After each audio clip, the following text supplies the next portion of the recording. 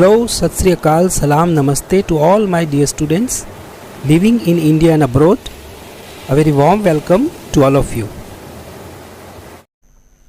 So students, welcome to session 9. और ये question को देख करके आपको लग ही रहा होगा कि आज हम लोग किस टॉपिक को करने जा रहे हैं. और ये question again 2020 CBSE all India set 2 में का पूछा गया था 3 मार्क्स के लिए. तो स्ट्रेट अवे हम लोग नहीं जा रहे हैं इस क्वेश्चन को सॉल्व करने के लिए. हम लोग जा रहे हैं पहले समझेंगे कि ये टॉपिक क्या है, किस टाइप के हम लोगों के क्वेश्चंस आते हैं और हमारी मेथोडोलॉजी क्या होगी उनको सॉल्व करने के लिए. तो 3 या 4 मार्क्स की कैटेगरी में इस टाइप के क्वेश्चंस हम लोगों को पूछे जाते हैं बोर्ड्स में. और ये बहुत ही आसान स्कोरिंग टॉपिक होता है. और ये टॉपिक होता है कि कॉस्ट ऑफ मटेरियल कंज्यूम्ड हमारा क्या होगा उसको फाइंड करना. So let's move on. Okay, तो ये है हम लोगों का टॉपिक,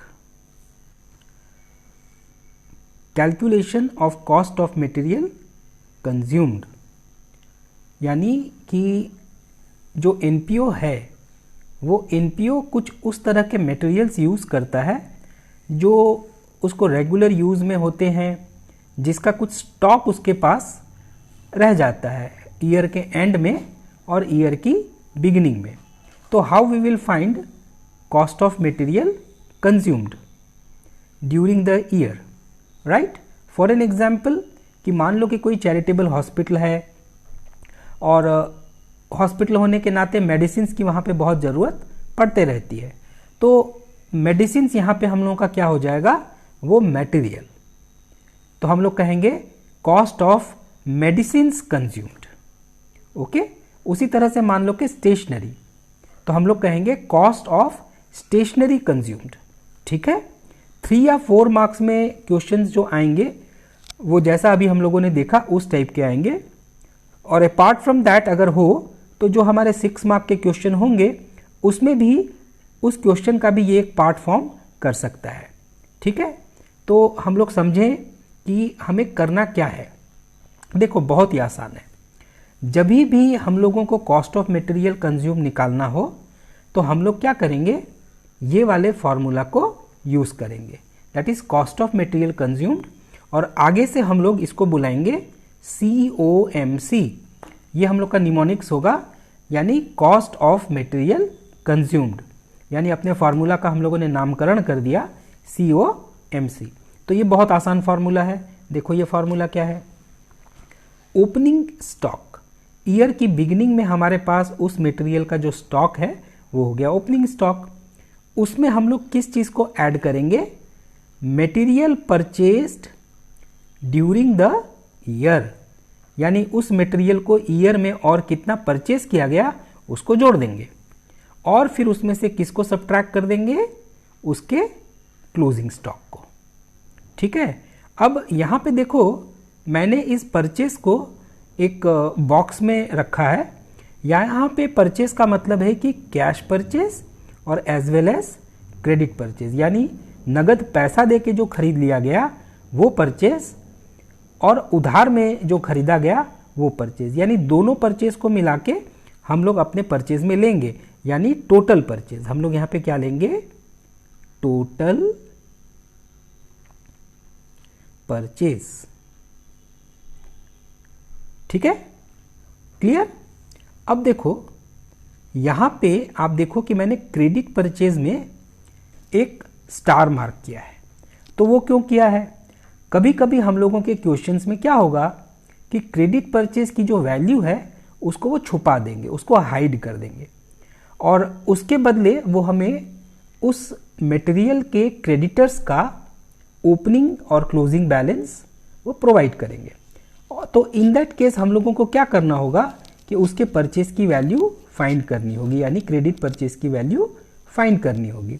तो वो कैसे करेंगे, तो आप कहेंगे कि सर ये तो बड़ा कॉम्प्लिकेटेड हो रहा है. बिल्कुल भी कॉम्प्लिकेटेड नहीं हो रहा है. इन दैट केस हम लोग क्या करेंगे, हम लोग करेंगे एक क्रेडिटर्स अकाउंट का निर्माण. यानी क्रेडिटर्स ऑफ मटेरियल अकाउंट। अब ये मटेरियल तो चूंकि हम लोग का स्पेसिमेन फॉर्मेट है, इसलिए मैंने यहाँ मटेरियल वर्ड यूज किया है। मान लो कि सपोज मेडिसिन है, तो आप यहाँ क्या लिखेंगे, creditors of medicine, creditors of medicine, इनका अकाउंट। ठीक है, और इसको हम लोग कब प्रिपेयर करेंगे, जब भी हम लोगों को क्रेडिट परचेज फाइंड करना हो। तो अगर क्रेडिट परचेज की जरूरत नहीं है तो फिर क्यों बनाएंगे इस अकाउंट को, राइट। तो इसीलिए हम लोगों ने यहाँ पे लिखा है to find the amount of credit purchases. अब देखो, इसको आपको रटना नहीं है, आपको समझना है कि हम लोग इसको कैसे बनाएंगे। ये फॉर्मेट तो जो लेजर का है ये तो आप जानते हैं। हम लोग यहाँ पे डेबिट क्रेडिट को प्लॉट कर देंगे। अब देखो, यहाँ पे हमने क्या लिखा, बाई बैलेंस बीडी, और यहाँ पे लिखा टू बैलेंस सीडी, यानी उस क्रेडिटर्स के ईयर के बिगिनिंग में जो बैलेंस है उसको हम लोग क्रेडिट साइड में रिकॉर्ड कर लेंगे, और उसका क्लोजिंग बैलेंस हम लोग यहाँ डेबिट साइड में दिखा देंगे। ठीक है, यानी कि मान लो कि उस एनपीओ के पास, उस एनपीओ ने मेंटेन किया है ईयर 18-19, तो ये वाली जो हम लोगों की वैल्यू है वो किस डेट की होगी, 1 अप्रैल 18 की, है ना। और ये वाली जो वैल्यू है ये किस डेट की होगी, 31 मार्च 19 की। Very clear, okay. अब आप देखते हो कि यहां पे भी एक बैलेंस बीडी है और ये बैलेंस सीडी है। तो यहां देखो हमने क्या लिखा है, ओपनिंग एडवांस और क्लोजिंग एडवांस। कभी कभी क्या होता है बच्चों कि जिनके पास हम लोग उधार में सामान लेने जाते हैं तो वो हमें मान लो कि पहचानता नहीं है, ठीक है। अब उसको लगता है कि भाई इनको उधार में सामान देंगे, रिस्क है, पता नहीं ये आदमी पैसा वैसा लेके भाग जाएगा, क्या करेगा। तो वो हमें कहता है कि भाई आप हमारे पास कुछ एडवांस डिपॉजिट करो पहले, एंड आफ्टर दैट आप हमसे बाई करो। तो हम कहते हैं चलो ठीक है। मान लो कि हम लोगों ने उनको कुछ एडवांस दे के रखा है, तो जो हमारा ओपनिंग एडवांस है वो यहाँ ले लेंगे और क्लोजिंग एडवांस यहाँ ले लेंगे, है ना। 1 अप्रैल 18 का एडवांस यहाँ ले लेंगे और 31 मार्च 19 का क्लोजिंग एडवांस यहाँ ले लेंगे। क्लियर। अब देखो, आप कहोगे कि सर इसको याद कैसे रखें। आपने टी शेप अकाउंटिंग पढ़ी थी ना 11th में, टी शेप पढ़ा था ना, उसको थोड़ा रिकॉल करो। टी शेप में क्या कहा गया था कि हम लोगों का जो क्रेडिटर्स है वो क्रेडिटर्स हमारे लिए क्या है, लायबिलिटी है ना। और लायबिलिटी अकाउंट जो होते हैं उसका ओपनिंग बैलेंस हमेशा क्रेडिट में आता है, और अगर हम लोगों ने उनको क्या किया है, एडवांस दिया हुआ है, तो वो एडवांस हमारे लिए क्या बन जाता है, वो हमारे लिए बन जाता है एसेट। और एसेट्स के बैलेंसेस हमेशा किस साइड में आते हैं, डेबिट साइड। तो ये एडवांस हमारा डेबिट में आ जाएगा और हमारी जो लायबिलिटी है वो क्रेडिट में आ जाएगी। तो एक बार जब आपने ओपनिंग की वैल्यू सही से डाल दी, ओपनिंग यहाँ सही से डाल दी, तो इसका क्लोजिंग उसके ऑपोजिट में आता है, ये तो आप जानते हो। और इसका ओपनिंग हम लोगों ने यहाँ लिखा, तो इसका क्लोजिंग कहाँ आ जाएगा, उसके ऑपोजिट में। तो मामला खत्म। यानी आपने ये जो 4 चीजें हैं, 1 2 3 4, इसका तो काम तमाम कर दिया, है ना। अब ये क्या है, ये है कि हम लोगों ने अपने क्रेडिटर्स को ड्यूरिंग द ईयर जो पेमेंट किया। अब क्रेडिटर्स है, आप उनसे उधार में सामान लेते हैं, 12 महीने तक आप उनसे सामान लेंगे, तो ऐसा थोड़ी है कि वो आपको सामान देता जाएगा देता जाएगा देता जाएगा, बीच में कुछ पैसा नहीं मांगेगा, मांगेगा ना। तो अगर मान लो कि हम लोगों ने उसको कुछ पेमेंट किया, या तो कैश में पेमेंट किया या चेक से पेमेंट किया, तो क्या होगा, जब भी हम लोग अपने क्रेडिटर्स को कुछ भी पेमेंट करेंगे तो क्रेडिटर्स की वैल्यू क्या हो जाएगी, डिक्रीज। ठीक है, अगेन टी शेप को याद करो कि जब भी लायबिलिटी डिक्रीज होती है तो उसकी रिकॉर्डिंग कहाँ पे होती है, डेबिट साइड में। ठीक है, तो अब आप ये मत कहना कि सर टी शेप पढ़ा दो, टी शेप तो आपको आता है ना, नहीं आता है तो एक बार 11th की बुक खोलना 10 मिनट के लिए, 15 मिनट के लिए, टी शेप को एक बार अच्छे से देख लेना और यहाँ पे उसको यूज़ करना। और 12th में आपको लेजर्स बहुत ज़्यादा बनाने हैं, कुछ कुछ चैप्टर्स में है कि आपको जर्नल्स भी करने हैं, बट यहाँ लेजर्स बनाने हैं। तो आपको टी शेप का कंसेप्ट आप अभी ही बढ़िया कर लो, आपके लिए पूरे 12th की यात्रा जो है वो बड़ी आरामदायक हो जाएगी। ठीक है, तो अब देखो हम लोगों ने 1, 2, 3, 4, 5 इनको अच्छे से प्लॉट कर दिया। अब जब भी हम लोग क्रेडिटर्स में क्रेडिटर्स अकाउंट बना के क्रेडिट परचेज को फाइंड करेंगे तो आपके डेबिट साइड का जो टोटल है वो हमेशा ज़्यादा आएगा। क्यों ज़्यादा आएगा, क्योंकि ये फिगर हमें फाइंड करनी है। तो हमें करना क्या है, हम लोग क्या करेंगे, ये डेबिट साइड का टोटल पहले कर लेंगे, उस टोटल को यहाँ पे प्लॉट कर देंगे। ठीक है, और उस टोटल में से इसको और इसको सब्ट्रैक्ट कर देंगे। तो ये जो वैल्यू हमारी आएगी वो क्या डिनोट करेगी, परचेज। कौन सा परचेज, क्रेडिट परचेज। ठीक है, और फिर हम लोग जब इसके प्रैक्टिकल सॉल्व करेंगे तो आपको ये बिल्कुल क्लियर हो जाएगा। अभी आपसे इतना ही एक्सपेक्ट किया जाता है कि आप चीज़ों को यहाँ पे अच्छे से प्लॉट करना सीख जाए। और एक बार जब आपने क्रेडिट परचेज यहाँ फाइंड कर लिया तो फिर क्या है, ये क्रेडिट परचेज की वैल्यू आपने यहाँ यूज़ कर ली। कैश परचेज आपको क्वेश्चन में मान लो दिया हुआ है, तो फिर आपने क्या करना है कि उसमें बस ओपनिंग स्टॉक को जोड़ना है और क्लोजिंग स्टॉक को सब्ट्रैक्ट कर देना है। हो गया कॉस्ट ऑफ मटेरियल कंज्यूम्ड। बताओ इससे आसान कोई चीज़ हो सकती है क्या। ठीक है, तो ये हम लोगों ने क्या देखा, हम लोगों ने देखा कि भाई हमारे 2020 में ये बोर्ड में क्वेश्चन आया था। कितने मार्क्स का आया था, 3 मार्क्स का। तो इसको बनाने के लिए हम लोगों को क्या करना होता है, हम लोगों को ये 2 फॉर्मूला की सहायता लेनी होती है, इसकी और इसकी। हर क्वेश्चन में दोनों बनेंगे ऐसा ज़रूरी नहीं है। ठीक है, आपको हो सकता है इसी फॉर्मूला से काम हो जाए और ज़रूरत पड़ी तो इसको हम लोग बना लेंगे। ठीक है, और इस फॉर्मूला का नाम हम लोग रखेंगे COMC। ओके, आगे बढ़ते हैं। देखो अब ये क्या है, ये है हम लोगों को किस टाइप के क्वेश्चंस बोर्ड में जो पूछे जाते हैं 3 या 4 मार्क्स में, वो क्वेश्चंस किस टाइप के हो सकते हैं। ठीक है, तो पहला टाइप क्या है, number 1, when opening stock, purchase and closing stock are given. यानी लड्डू आपके हाथ में पकड़ा दिया कि ये लो बाबू, ओपनिंग स्टॉक लो, परचेज की भी वैल्यू लो और क्लोजिंग स्टॉक का भी वैल्यू लो। तो अब आपको करना क्या है, लड्डू को खा लेना है। ठीक है ना, तो हम लोगों को यहाँ एक ही स्टेप फॉलो करना है, क्या, COMC फॉर्मूला यहाँ पे लगा देंगे। ओपनिंग स्टॉक लेंगे, उसमें परचेज को ऐड कर देंगे और क्लोजिंग स्टॉक को सब्ट्रैक्ट कर देंगे। तो आपको कितने मार्क्स मिल जाएंगे, 3। ठीक है, ओके। अब देखो ये है दूसरे टाइप का क्वेश्चन। दूसरे टाइप का क्वेश्चन क्या है कि when opening stock is given, closing stock is given, और आपको यहाँ पे परचेज नहीं दिया गया, आपको क्या दिया गया, बैलेंस ऑफ क्रेडिटर्स अकाउंट।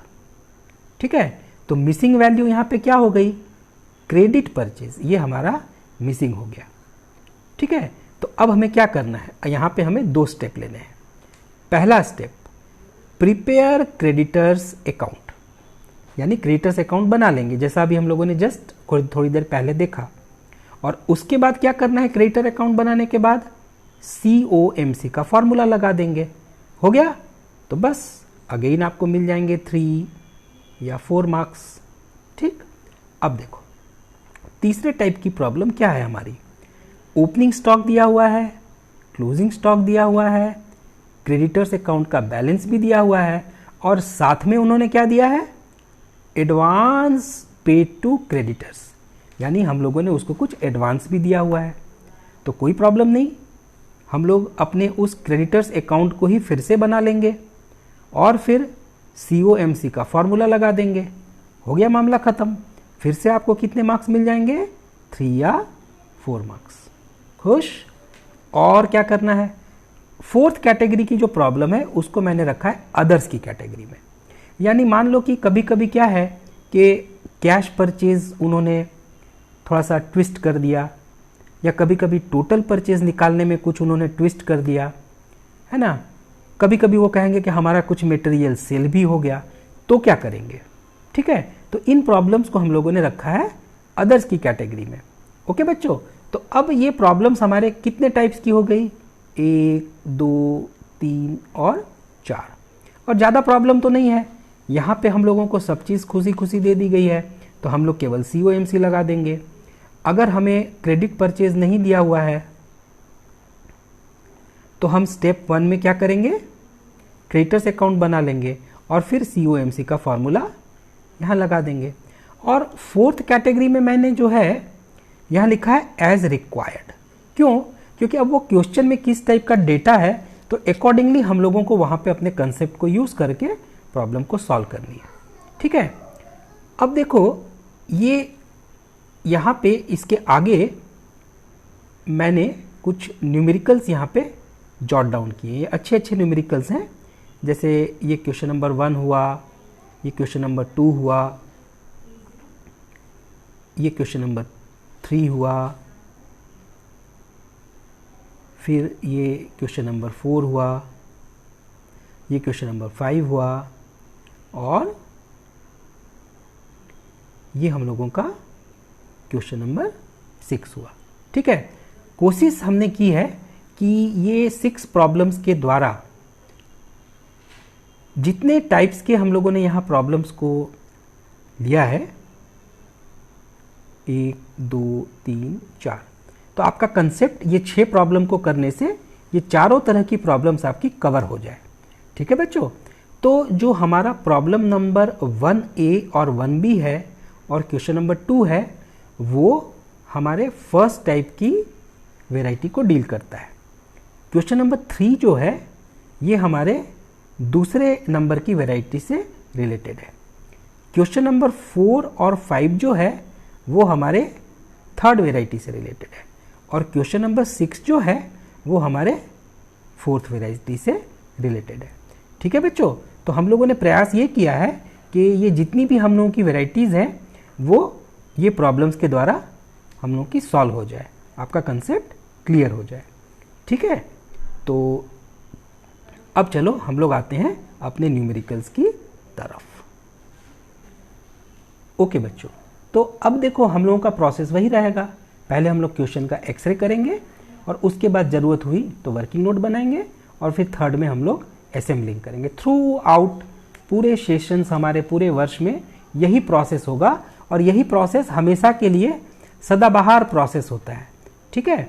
तो क्वेश्चन नंबर 1 क्या कहता है, calculate the amount that will be posted to the income and expenditure account in respect of stationery for the year ending 31st March 18 in the following cases। यानी वो कहते हैं कि आप कैलकुलेट करके बताओ कि हम अपने इनकम एंड एक्सपेंडिचर अकाउंट में स्टेशनरी कंज्यूम्ड का कितना अमाउंट डेबिट करेंगे 31 मार्च 2018 को लेकर के, है ना। तो एक देखो, एक जेन्युइन क्वेश्चन यहाँ बच्चों के मन में ये भी आएगा कि अरे ये कॉस्ट ऑफ मटेरियल कंज्यूम्ड आप बोलते हैं सर कैलकुलेट करना है, तो इसका यूज़ क्या है। देखो बच्चों, ये जो हमारी कंज्यूम्ड की जो अमाउंट होती है वही इनकम एंड एक्सपेंडिचर में डेबिट होता है, ठीक है ना। तो इसीलिए इसकी इंपॉर्टेंस बहुत ज़्यादा है कि अगर हम उसकी अमाउंट ठीक से कैलकुलेट नहीं करेंगे तो हमारा फिर जो सरप्लस और डेफिसिट है वो कैसे निकलेगा, है ना।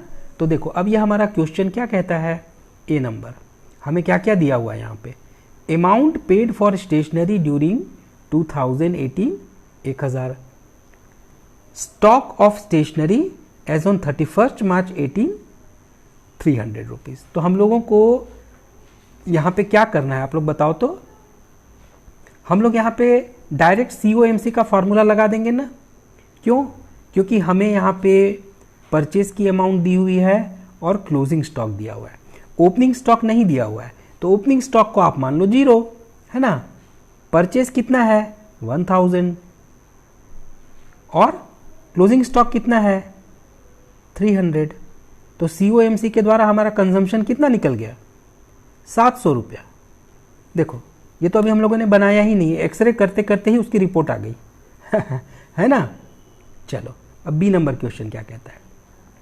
Stock of stationery on 1 January, stock of stationery on 31 December और पेमेंट फॉर स्टेशनरी। तो यहाँ हम लोगों को ओपनिंग स्टॉक भी दिया हुआ है, परचेज भी दिया हुआ है और क्लोजिंग स्टॉक भी दिया हुआ है। जहाँ पे जिसकी वैल्यू ना हो उसको 0 मान लेना, ठीक है। तो अब यहाँ पे भी हम लोग क्या करेंगे, अपना वो फॉर्मूला लगा देंगे COMC वाला, स्टेप 1, बस आंसर आ जाएगा, ठीक है।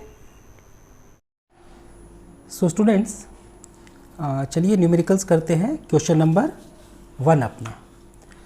तो जैसा कि आप जानते हैं कि हमारे क्वेश्चन नंबर 1 के A और B और क्वेश्चन नंबर 2, ये दोनों क्वेश्चंस हमारे टाइप 1 क्वेश्चंस में आएंगे, जहाँ पे हम लोगों को डायरेक्ट COMC वाला फॉर्मूला यूज़ करना है। बस स्टेप 1, एक ही स्टेप से हम लोग अपने COMC को कैलकुलेट कर लेंगे, ठीक है।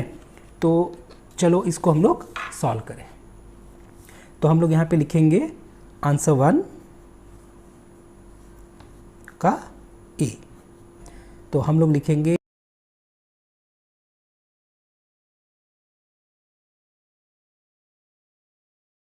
स्टेशनरी। तो क्लोजिंग स्टॉक हम लोग की किस डेट का हो जाएगा 31 दिसंबर 18 और ओपनिंग स्टॉक कब का हो जाएगा 1 जनवरी 18, ठीक है। तो ये लिखने की ज़रूरत नहीं है, ये हम लोग अभी समझने के लिए मैंने यहाँ लिखा है। आप जब एक्चुअल न्यूमेरिकल सॉल्व करेंगे तो इसको लिखने की ज़रूरत नहीं है। अब वैल्यूज़ पुट करें, है ना। तो ओपनिंग स्टॉक हम लोग यहाँ पे ले लेंगे 0, परचेज हम लोगों का कितना है 1000, तो यहाँ पे हम लोग ले लेंगे 1000 एंड क्लोजिंग स्टॉक हम लोगों का कितना है 300। सो हम लोग इसमें से 300 को सब्ट्रैक्ट कर देंगे। तो हम लोगों की वैल्यू कितनी आ गई 700। बस यही हो गया आंसर। तो बस केवल नीचे लिख देंगे डन। आसान है ना, बस ऐसे ही करना है। चलिए अब हम लोग करते हैं इसका बी पार्ट। तो आंसर 1 का बी पार्ट, ठीक है। तो ये जो फॉर्मूला है इसको मैं रिपीट नहीं कर रहा हूँ बार बार, ये आप मान के चलो कि आप जब करेंगे तो आपको ये फॉर्मूला हमेशा लिखना है और ये स्टेटमेंट लिख देना चाहिए, ठीक है। तो मैं आपको ये बी वाले में ये फार्मूला और ये लिख के नहीं दिखाऊंगा, केवल ये कैलकुलेशन करके दिखा देता हूँ, ठीक है। तो 1B में देखो हम लोगों को क्या इन्फॉर्मेशन है। 1B में है stock of stationery in hand on 1 January 18 300, payment for stationery 2200 and stock of stationery on 31 December 18 200, है ना। तो इसमें हम लोगों को ओपनिंग भी दिया है, क्लोजिंग भी दिया है और परचेज भी दिया है। लड्डू हो गया, है ना। तो बस COMC का फार्मूला लगा देंगे। तो बी में हम लोग लिखेंगे, तो मैं डायरेक्ट आपको यहाँ पे वैल्यूज़ पुट करके दिखा देता हूँ। आप फार्मूला यहाँ पे ज़रूर से लिखना। ये एक अच्छी सी प्रैक्टिस आप अपना लो हमेशा के लिए कि जब भी आप किसी चीज़ को शो करके दिखा रहे हैं एग्जामिनर को, तो वहाँ फार्मूला ज़रूर आप लिखें, जैसा कि आप मैथमेटिक्स में करते थे अपने 10th तक के डेज़ में, या अभी भी अगर आपका मैथ्स है तो आप करते ही हैं, बस वही चीज़ लेनी है, ठीक है। तो यहाँ पे हम लोग ओपनिंग स्टॉक हम लोगों का कितना है 300, है ना। तो we will take here 300। Then फिर परचेजेस हम लोगों की कितनी है 2200, तो वी विल टेक 2200 और इसमें से क्लोजिंग स्टॉक को सब्ट्रैक्ट कर देंगे। तो क्लोजिंग स्टॉक कितना है 200, ठीक है। तो 2200 एंड 300 कितना हो गया 2500 और 200 इसमें से सब्ट्रैक्ट कर देंगे, तो रिजल्ट हम लोगों का कितना आ गया 2300।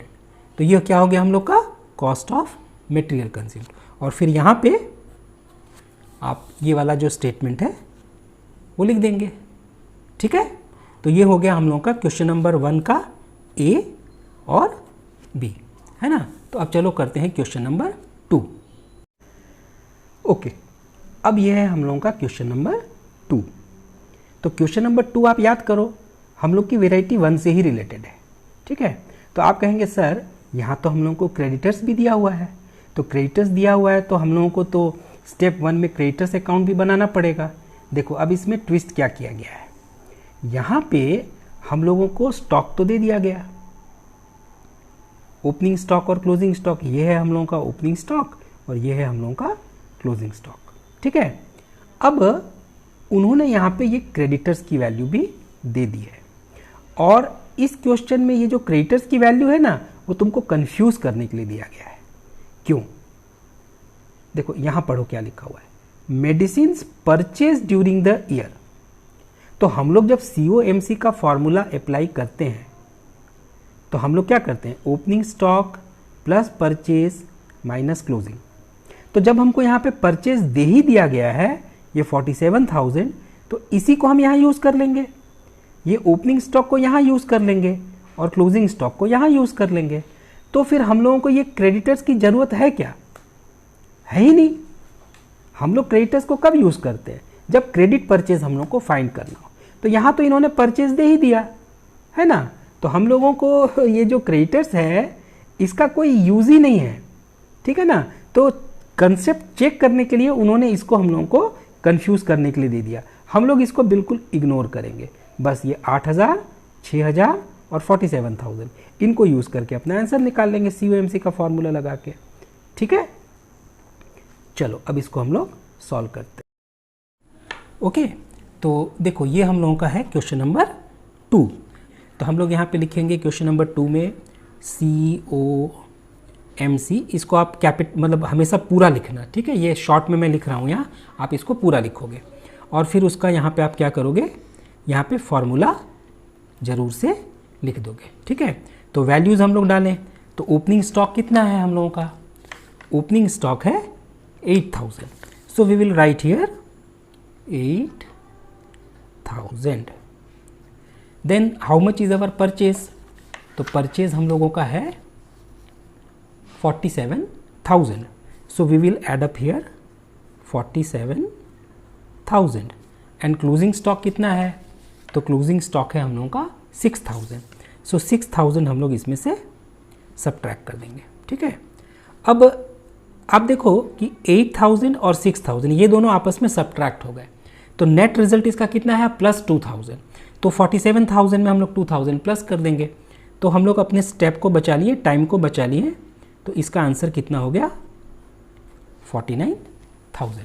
एंड फिर यहाँ पे जो हम लोगों को लास्ट में स्टेटमेंट लिखना है कि so ₹49,000 will be debited to income and expenditure account in respect of stationery consumed या मेडिसिन कंज्यूम्ड। इस क्वेश्चन में मेडिसिन है तो हम लोग मेडिसिन कंज्यूम लिख देंगे, ठीक है। और लास्ट में फिर मैं आपको एक चीज़ और बता दूंगा, हालांकि ये हम लोग के क्वेश्चन की रिक्वायरमेंट नहीं है, लेकिन अगर मान लो ऐसा आता है कि ठीक है आप इनकम एक्सपेंडिचर में तो बताओ, लेकिन साथ साथ फिर ये भी बताओ कि बैलेंस शीट में क्या क्या कैसे आएगा, ठीक है। तो हम लोग एक क्वेश्चन है अच्छा सा ले लेंगे और उसका हम लोग बैलेंस शीट में भी प्रेजेंटेशन सीख लेंगे। सो ये 6 क्वेश्चन से आपका बिल्कुल जो है बढ़िया से ये सारा प्रिपरेशन हो जाए, ठीक है। चलो अब आते हैं क्वेश्चन नंबर 3 की तरफ। ओके, अब है हम लोग की प्रॉब्लम नंबर 3। तो यहाँ भी हम लोग को क्या करना है, स्पोर्ट्स मटेरियल कितना हम लोग का कंज्यूम हुआ उसको फाइंड करना है ईयर एंडिंग 31 मार्च 17 के लिए। तो हम लोग की ईयर की बिगिनिंग क्या हो गई 1 अप्रैल 16, ईयर का एंड कहाँ हो गया 31 मार्च 17। तो ये हम लोगों का हो गया ओपनिंग स्टॉक और ये हो गया हम लोगों का क्लोजिंग स्टॉक, ठीक है। यहाँ पे भी क्रेडिटर्स दिया हुआ है जैसे लास्ट क्वेश्चन में था, लेकिन यहाँ पे देखो क्या लिखा है amount paid for sports material, यानी यहाँ ये नहीं बोल रहा है कि amount paid for the purchase of sports material, केवल वो बोल रहे हैं अमाउंट पेड। तो ये अमाउंट किसको पे हुई, ये पे हुई क्रेडिटर्स को। तो इसका मतलब यहाँ पे परचेज नहीं है हम लोगों के पास। तो यहाँ पे हम लोग क्या करेंगे, स्टेप 1 भी लगाएंगे और स्टेप 2 भी लगाएंगे। स्टेप 1 में हम लोग क्या करेंगे, क्रेडिटर्स अकाउंट बना लेंगे और स्टेप 2 में क्या करेंगे, COMC का फार्मूला लगा लेंगे, बस मामला ख़त्म, है ना। और देखो ये क्वेश्चन हम लोगों को 2008 ऑल इंडिया सेट 1 में भी पूछा गया था, है ना। तो चलो अब इसको सॉल्व करें। ओके, तो ये है हम लोगों का क्वेश्चन नंबर 3। तो 3 जो है वो है हमारे टाइप 2 क्वेश्चन में, जहाँ पे कि हमें क्रेडिट परचेजेस छुपा दिया गया है, ठीक है। तो ये हम लोगों ने ये एक फॉर्मेट यहाँ बना लिया है और आप क्या करेंगे, यहाँ पे जैसे क्वेश्चन की नंबरिंग कर दी, answer 3, cost of sports material consume during 16-17, अपना फार्मूला वगैरह यहाँ पे बढ़िया से लिख के रख लिया और ये जगह आपने खाली छोड़ दी ताकि वैल्यूज़ जब आएंगे तो यहाँ पे आप उसको प्लॉट कर देंगे। और यहाँ पे ये वर्किंग नोट हम लोग बना लेंगे और यहाँ पे लिख लेंगे creditors for sports material account. तो आप जानते हैं कि क्रेडिटर्स का जो ओपनिंग बैलेंस है वो हम लोग कहाँ लिखेंगे, क्रेडिट साइड में। So we will write here by balance brought down. तो opening balance is how much, कितना है हम लोगों का, तो वो है 2000। और जिधर ओपनिंग आता है उसके ऑपोजिट में क्लोजिंग आता है, तो क्लोजिंग कितना है हम लोगों का 2600। तो हम लोग यहाँ पे लिख देंगे 2600 टू बैलेंस CD। तो ये तो हम लोग का हो गया ओपनिंग और क्लोजिंग का प्लेसमेंट, है ना। अब हम लोग यहाँ पे देखें और क्या इन्फॉर्मेशन है। तो यहाँ लिखा हुआ amount paid for sports material 19,000। तो जब हम लोग अपने क्रेडिटर्स को 19,000 का पेमेंट करेंगे तो लाइबिलिटी क्या होगी हम लोगों की, डिक्रीज होगी, है ना। ये क्रेडिटर्स अकाउंट आखिर हम लोगों के NPO के लिए या किसी भी ऑर्गेनाइजेशन के लिए अल्टीमेटली क्या होती है, लाइबिलिटी होती है ना। तो लाइबिलिटी अकाउंट को बनाने का हमेशा नियम क्या होता है कि हम लोग डेबिट में उसको अगर वो डिक्रीज होता है तो लिखते हैं, और अगर हमारा लाइबिलिटी अकाउंट इंक्रीज होता है तो हम लोग उसको क्रेडिट में लिखते हैं। तो आप बताओ कि अगर हम लोग क्रेडिटर को 19,000 रुपये देंगे तो हम लोगों की लाइबिलिटी घटेगी या बढ़ेगी, घटेगी ना। तो ये 19,000 हम लोग कहाँ पे प्लेस करेंगे, अपने डेबिट साइड में, और यहाँ पे लिख देंगे टू कैश अकाउंट, ठीक है। बस और कुछ इसमें है नहीं। तो मैंने आपको बताया था जब हम लोग अपने क्वेश्चन की एक्सरे कर रहे थे कि जब भी आप परचेज निकालने के लिए क्रेडिटर्स अकाउंट बनाओगे तो ये डेबिट साइड का टोटल जो है वो हमेशा ज़्यादा आएगा, ठीक है। तो इसको आप पहले टोटल करो, तो ये कितना हो गया 21,600। अब ये 21,600 को यहाँ पे हम लोग कॉपी कर देंगे और 21,600 में से 2,000 सब्ट्रैक्ट करेंगे तो कितना आएगा 19,600। बस यही तो हम लोगों का परचेज है। तो हम लोग यहाँ पे क्या लिख देंगे, बाय परचेजेस, और यहाँ पे लिख देंगे बैलेंसिंग फिगर, है ना। तो यही हम लोगों का क्रेडिट परचेज है। बस अब आप क्या करो कि ये जो आपने यहाँ पे जगह बना के रखी है तो वहाँ पे आप इस वैल्यू को ये परचेज की जगह में लिख दोगे, है ना। तो अब हम लोग अपना पहले ओपनिंग स्टॉक लिखे, तो ओपनिंग स्टॉक कितना है 7,500। तो यहाँ पे हम लोग लिख देंगे 7,500। फिर हम लोगों ने परचेज की वैल्यू यहाँ कितनी फाइंड की 19,600। तो यहाँ पे हम लोग लिख देंगे 19,600 और क्लोजिंग स्टॉक हम लोगों का कितना है 6,400। तो हम लोग लिख देंगे 6,400।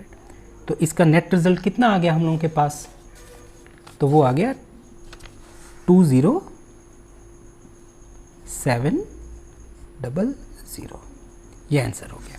और फिर यहाँ पे जो हम लोगों को स्टेटमेंट लिखना है कि ₹20,700 will be debited to income and expenditure account in respect of sports material for the year 16, 17।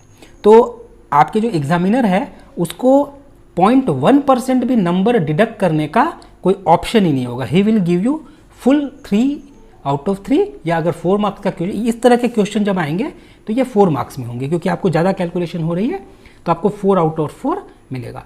तो बहुत बार बच्चे कहते हैं कि सर हम लोग ऐसे ही कैलकुलेशन करके, तो देखो जब आप अच्छा प्रेजेंटेशन करते हो तो टीचर्स को मौका ही नहीं मिलता है कि वो कहाँ आपका नंबर काटे, है ना।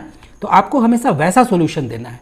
बाकी तो आप दुनिया देखोगे, आसपास देखोगे तो आपको बहुत तरह के सॉल्यूशन मिलेंगे, सब कुछ होगा, बट हम लोगों की कोशिश होनी चाहिए कि टू द एक्सटेंट हम लोग परफेक्ट प्रेजेंटेशन करके दें, ताकि एग्जामिनर भी खुश हो जाए और उनको लगे कि मैं नंबर क्यों काटूँ इस बच्चे का, इतना बढ़िया उसने किया है, दिल खुश हो गया, तो हम क्यों नंबर उसका काटे, है ना। बल्कि कहीं दूसरे क्वेश्चन में थोड़ी बहुत अगर कमी रह भी जाएगी तो वहाँ कंसिडर करके आपको फुल मार्क्स दे देंगे। और अगर हम लोग जैसे तैसे करके बना के चले जाएंगे तो वो एग्जामिनर इतना इरिटेट हो जाएगा कि जहाँ पे कुछ ठीक भी होगा वो गुस्से में नंबर काट देगा, है ना, क्योंकि वो भी तो ह्यूमन बीइंग है। तो उसको हम लोगों को बिल्कुल एक अच्छा प्रेजेंटेशन देना है ताकि आपकी कॉपी को देखते समय वो एकदम खुश हो जाए। बढ़िया hand writing, neat and clean, presentation अच्छा, सब कुछ अच्छा, है ना। ओके, तो ये हो गया हम लोग का क्वेश्चन नंबर 3। तो आज हम लोग अपने सेशन को यहीं पे एंड करेंगे बच्चों, क्योंकि 6 क्वेश्चन है। अगर सारे क्वेश्चन को आज ही कवर करेंगे तो हम लोग का सेशन हो जाएगा लंबा और आप भी जाओगे थक। तो हम लोग आज यहीं पे एंड करेंगे और नेक्स्ट सेशन में हम लोग करेंगे क्वेश्चन नंबर 4, 5 एंड 6। ओके बच्चों, स्टे हेल्दी, टेक केयर।